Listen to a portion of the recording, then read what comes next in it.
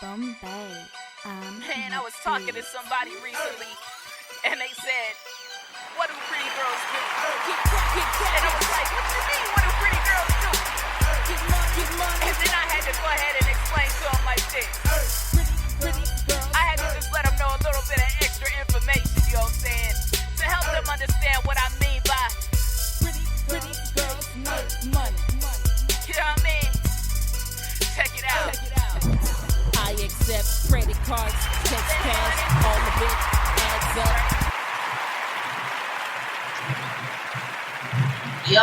Yo, we back. This is Life in the City podcast here with Ashley Groves. We are coming back right now with episode 9.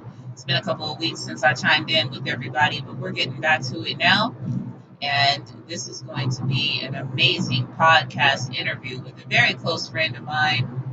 Again, she has a establishment for gardening that she does, and we're going to interview her today just to pick her brain to see what some of her challenges have been in becoming a gardener, someone who right now connects with the earth like no other, which is amazing, right? We all need to do this more. So hopefully you'll get some insight on what to do and how to become a gardener for your own health purposes. You know, they say that growing our own food is probably what's best for us.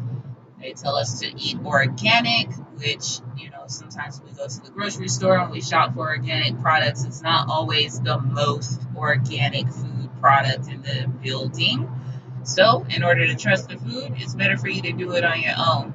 So without further ado, I'm going to introduce my friend, Ashley. She's going to talk to us today about what she does to help produce her own food and keep her household healthy doing so.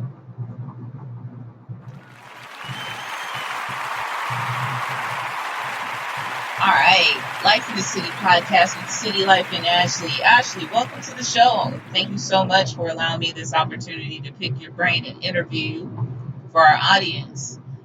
So we'll just start out by, just asking a few questions to see what it is that you do to keep your food homegrown, and maybe you can talk to us about, some of the best produce that you've been able to grow on your own. And, what your favorites are and things like that. So talk to us. Can you tell me a little bit about how you got started with wanting to grow your own food? How I got started. So I've always kind of had an interest in growing plants. I think the interest started early on, like in school. I don't know if you ever did that experiment where you try and grow a kidney bean and then you learn about all the parts of the plant. Interesting. So we did that in school, and I think that actually planted the seed in my brain, and I was always kind of curious from that point on how plants are grown. But I actually started my garden officially in 2017. I started with just 2 small raised garden beds. I started in the fall, and then every season after that, I just added to it. So nice. All right. And audience, I don't know if you caught that. Normally I'm the artist on this show, but it looks like Ashley might have some lyrics too. Did you guys catch the part where she said, watching a seed grow in the classroom planted a seed in her own mind? Love it. I think that's amazing. All right, so you said that you had, was it an organized bed, you said? What was it called? a raised A raised, bed. okay, a raised bed. Tell us a Yeah. little bit more about what that is and, what that means. I guess give us an example so that we can kind of picture what that might look like. Okay, so there's a few ways to grow plants. So you can grow plants right in the ground just by digging a hole and planting your plant, or you can grow in pots like ceramic pots, or you can grow in a raised bed. So a raised bed is what I chose to do for my first garden, and we basically built it out of lumber from Home Depot. And it's kind of funny, we went into Home Depot and they'll actually cut the wood for you. So we went into Home Depot with this like lofty plan, and they had to do like 20 cuts for us. So it was a lot of work for the Home Depot people. I wouldn't recommend that, but you know, it's what allowed me to make my raised bed. So we arranged the wood in a manner so it would make like a rectangle, and then screwed it together, filled it with dirt, figured out the irrigation, and there you go. That was my first 2 raised beds. I can picture that now. That's amazing, to see something like that happening in someone's own backyard. So what's the length of it? How much did you end up, how many rows, I guess, did you have? And is there a certain footage that you ended up with in order to produce the growing that you did there, or what? Tell us a little bit more about, how much of it, and how many rows you had to be able to do what you do. So my first 2 raised beds, the ones I first started back in 2017, I think they're like 1.5 feet wide and 3 feet long, and I think it's around 3 feet deep. I wanted to fit it in a specific spot, so that's the dimensions of the spot that I needed to put it, which was on either side of like my chimney. So that's how it works. So super cool. I'm impressed. I just think that it's pretty cool when someone chooses to utilize their creativity, and their innovative way of thinking to produce food. I mean, that's like one of the healthiest things that you can do, especially in this time of day where everybody's going through a crisis of a pandemic, and we're all trying to keep our immune systems in tip-top shape. So I want to give you a round of applause for that, because I just think that that's legit all the way. Now, with that being said, I guess, what is one of your biggest challenges that you've had or experienced in growing? What was one of the first food items that you decided to grow from this raised bed that you created? So I experience challenges every season. And at first that was super annoying because I see other people's gardens and, it just looks like it's lush and thriving. And here I am with, my different issues. But as I'm learning that those challenges are actually pushing me forward. So I think my very first challenge that I had right off the bat were pests. So when I filled my garden beds, I went to the farmer's market and picked out some plants, picked them out based off of what I'd like to eat or whatever, and put them right in there. I didn't inspect them, and not too long after that, they were completely covered in aphids, whiteflies. So that was not something that I expected. So that was my very first challenge. Wow, that's yet again very amazing, and way to utilize a setback to move forward. It sounds like you didn't allow those minor setbacks to hinder you from being able to continue on in experiencing life as a gardener. So that's applaudable as well. One of the things that I saw you post up on your Instagram page, which, by the way, audience, if you want to follow her, take a look at what she does. Some of her amazing work can be found on Ashley Grows. Just simply typing it into the Instagram search, and you'll be able to see and check out some of her creations.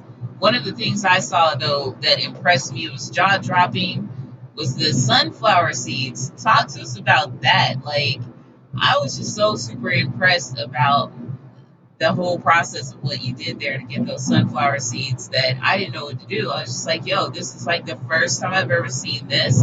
I don't think that many people realize how sunflower seeds are actually produced, although we know by title it's a sunflower seed, right? So logically you'd think, okay, this is coming from a sunflower, but the process of it I thought was very incredible. So talk to us about, like, the steps in growing sunflower seeds and what that looked like for you. So this spring summer season was my first time growing sunflowers, and I think I'm hooked because they're so beautiful. There's so many different varieties. I feel like I can grow sunflowers every spring. And I'm glad that I shared it, and I'm glad that I documented it because it was a first for me too. And the awe that you kind of felt, I felt that too. Yeah. And so that particular sunflower, I think it was like a mammoth sunflower or a giant sunflower, something like that. So the actual sunflower was roughly as big as my head when it was full grown. Wow. So I put a seed into the dirt that looks like a sunflower seed. The seed packet was actually given to me from my daughter for Mother's Day the year prior. So the seed looks just like a sunflower seed. I put it in the dirt.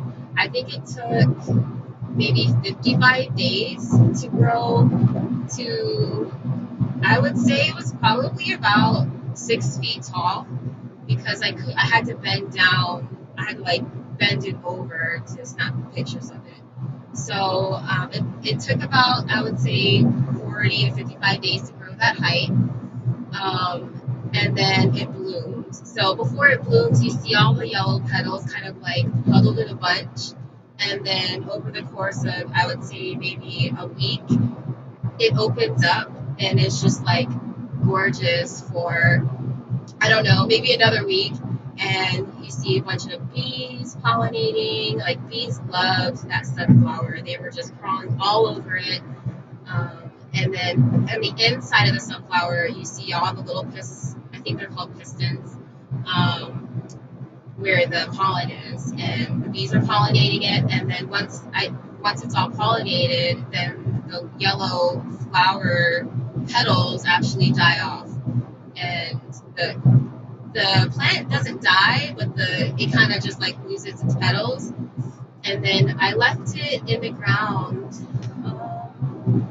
I would say I left it in the ground maybe 3 or 4 more weeks. I don't know. It was a while, just so that it can kind of fully dry out. So 55 days plus another 3 to 4 weeks to really complete the process. Yeah, something like that. And every variety is different. So if you get a seed packet, it'll tell you like how long it takes to grow it. And then your growing conditions, of course, will make a difference in that also. But I cut the flower off finally, and then I brought it into the house for like another, I don't know, 2 weeks or so, just to like fully let it dry. And then after that, that's when I made the video that you saw where I harvested the sunflower seeds, and then I didn't record myself roasting it. I roasted them and then ate them. I think that'd be a cool process to see, as a part 2 this next time around when you harvest another sunflower. I think that part would be amazing to see too. It's just that last final step to where you get the actual sunflower seeds off of it.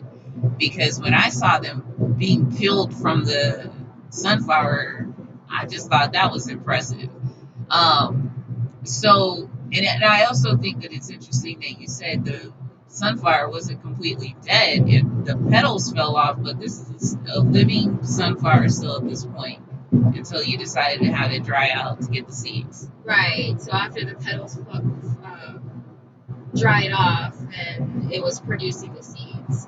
So you kind of see like the inside of the sunflower head kind of start bulging, and then you see the seeds forming, and then they look like seeds, and then they kind of just get like the shells get harder.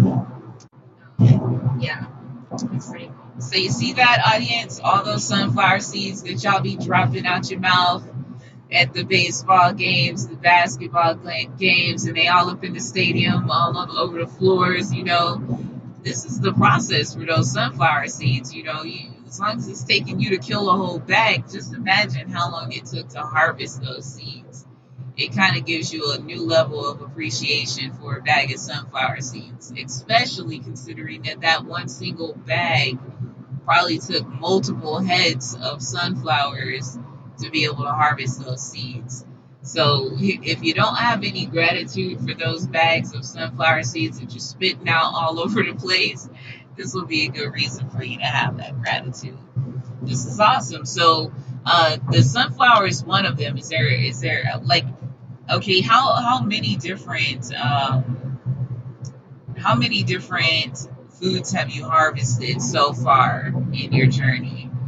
Wow, that's kind of hard to think of off the top of my head. You have any favorites that just turned out better than you expected in terms of it being your first time growing an item?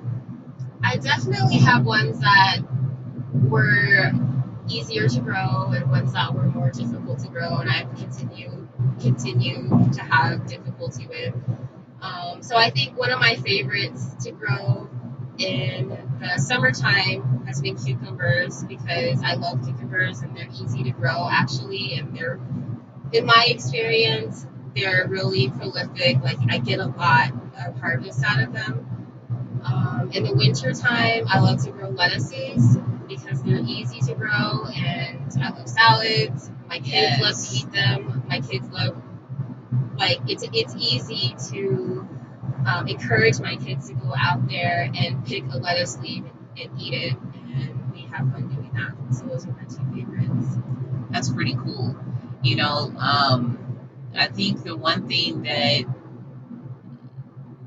kind of is an eyebrow lift for me is what you see and experience growing these different foods. Like the pests that you have to deal with, from the bees to the ants and the insect. Most people will scream, or they get the heebie-jeebies when they see an insect anywhere. But in your world, it's a newfound appreciation for these insects, because they're actually helping with the harvesting and the whole circle of life, process to have that food. And then, of course, when you harvest what you're harvesting, you bring it into the home, and it's not over. You might have a head of lettuce in the house that has the insects still attached to it, things like that. Tell me how you handle that, when you have certain little bugs that are still lingering around in the food once you brought what you've grown into the home. Like, what kind of vibes does that give you, and like, how do you feel? How does that make you feel, having to deal with that aspect of it? So I don't usually have pests still on my produce or my harvest. When I bring it in, I usually rinse everything off, but I try and tackle the pests before they get to a point where there's so many that I can't get them off of the harvest. And there's so many different ways to do that, and it's really dependent on the pests. For example, like aphids are so easy. You just spray them with a mixture of soap. Like, you can use the Castile soap and something called neem oil, and you just spray the plant, knock them all off, and boom, they're gone. Some pests are a little bit more determined, like squash bugs. Those still give me the heebie-jeebies. I did a post recently on those because they're just too many legs. Wow. Too many legs moving at once. They're hard-bodied, and they still give me the heebie-jeebies, but I just pick them off and put them in some soapy water, and they drown. I've also had success putting soapy water in my pump sprayer and just kind of spraying them on the plant until they drown. And I say a little prayer for them and send them on their way. They go back into the dirt, and the circle of life continues. That's pretty cool, because I got to tell you, I shop at the farmer's market quite often, and in my experience, whenever I bring home a bag of spring mix, I'm ready to get into it and have a nice good salad. And, there's bugs. It's almost like whoever's growing them, they're not being as tedious with the process of preventing the pest or something. I don't know. But all I do know is that when I come home with that spring mix and I'm finding a multiple count of bugs, it does definitely give me the heebie-jeebies, and then has me thinking, like, how do people do this? How do we do this? But at the same time, it's a circle of life. And the one thing I thought when I saw the bugs on my salad is, hey, I'm actually sharing this salad with this bug. It's the bug salad. It was the bug salad before it became mine. So, rinse off the lettuce and go on about my business and make a really good salad. But yeah, I definitely, once again, applaud you for being able to stick out that process as well, because me and bugs, we don't do it. We are not good together. And in my journey right now of wanting to kind of get familiar with how to become a gardener, I think that's going to be the first piece that I'm going to have to get over, mentally, is being out and about with insects. Because that part is just very wild, like, OMG. Yeah, and I completely understand, because I was that person that would run from bees. I would, be squeamish around spiders, and yeah, that was me. But as you start to care for these plants, you start to understand like what they need, and they need pollinators. They need these predatory insects to come and help clean it off. So yeah, you understand that those bugs are friends and not foes, and It's well put. I like that. Yeah, it's true. Because if they come into my household, Ashley, the bug just went from being a friend to a foe. I already know Instantly. what you would do with the bug in the household. I mean, it's not like I'm just running around here being this insect murderer, right? I do feel bad, I feel bad whenever I have to come across an insect that, kind of just disturbs me in the wrong way when it's in my household. And sometimes, they might get away. I might just set them outside or whatnot. But, like, if it's in a place where I can't really make it to a door or a window to appropriately get it out of my home in that manner without killing it, it's like it's over for you, bud, So, it's interesting to see how once you want to become part of nature in that way, and you want to grow your own food and help with the production of the circle of life that we live in, that you are able to find a newfound joy for things even such as an insect in the process of that. So that's awesome. It's amazing. So we got the sunflower, we got the cucumber. Anything else you want to tell us about in the last few minutes of our wrap up that you've grown that's come out to be very tasty, and not so challenging, I guess, to grow and, produce? I would say, if somebody is looking for something easy to grow, like as a beginner, I would go with those two that I said before, like cucumbers or lettuces. And I feel like for us in Arizona, the fall winter time is a lot easier of a growing season to start in. So if you're interested in starting to grow something and you're in Arizona, maybe start in the fall with some lettuce or some collard greens, something like that. And just keep it simple. Maybe start with just one or two plants, and you figure out your watering, and make sure you got enough sunlight, things like that. Nice. So how much, like, I guess that brings me to a good question. Like, what would you say the water bill looks like, now that you've started this process? Is the water bill still pretty reasonable? You really don't notice it that much? Or is that something that you're now having to add into your budget to keep this going? Well, surprisingly, my water bill hasn't had a noticeable change. So my water bill has had noticeable changes when I put in grass in the backyard, or when summertime the kids want to play outside in like a blow-up pool or something, because we don't have a pool, and we're constantly filling those up. That's when I see the water bill changes. Over time, like recently, I've been more concerned about water conservation, So I've been doing things to, to try and make sure I'm not unnecessarily using water when I don't need to. So I'll water early in the morning, or I'll water, at dusk, so that the water just doesn't evaporate. I also do things like when I'm rinsing my veggies, I put a bucket in the sink and I rinse over that bucket, and then water my plants with that bucket. So I just try to find ways to reuse water that I would just waste, so that it doesn't impact my milk. That's awesome. Well, I want to thank you once again for joining me today. We right now are tuned in to Life in the City podcast with City Life on the road with Ashley Groves. So if you hear the sound effects in the background, everyone, just know that we're going live right now on the road with Ashley Groves. And we wanted to make sure that you got some good information today on how to produce and grow your own food. So hopefully you've been able to tune in and get some good insight on what to do to become a gardener.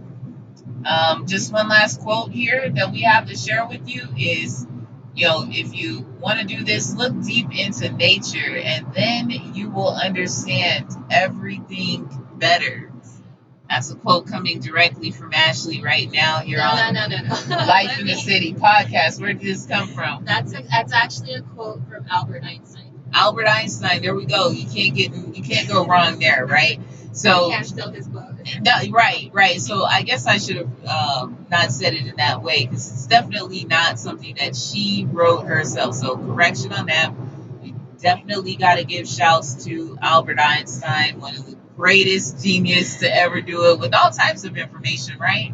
I mean, this guy probably has quotes for just all types of different aspects of our lives. So once again, I hope you guys have learned something today and you were able to get some good, healthy insight on what to do to produce and grow your own food. Thank you so much for tuning in. We are out of here.